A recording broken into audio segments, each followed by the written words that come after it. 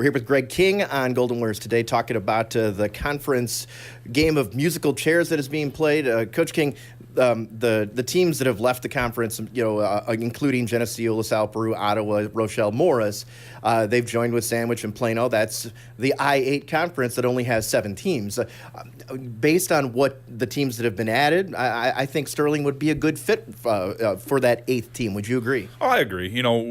We've been with 3 of those schools for 70-some years, another one since the 60s. So I really think so. Now, whether or not we get an invite or not, that's not up to me, and we have to plan like we're not.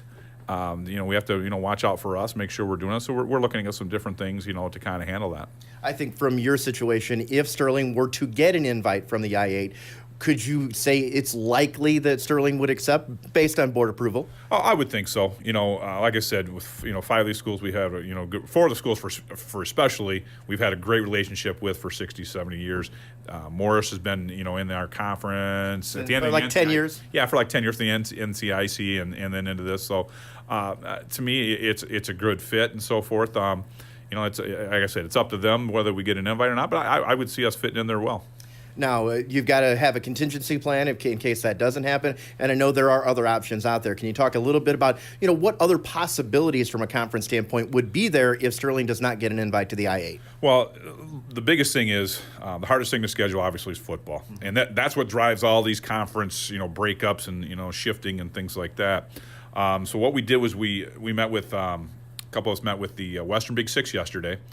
To actually look at maybe football crossovers, maybe with our 5 teams left, looking for games that way, or maybe trying to find another team to have a 12-team football-only conference, 2 divisions of 6, and it's very well received. We do a lot of things with the Western Big Six now in a lot of sports, so they're always looking for that. And one of the other things that happened this week that kind of helped them and could potentially help us down the road is when Iowa opened up its football scheduling, 1 through 4.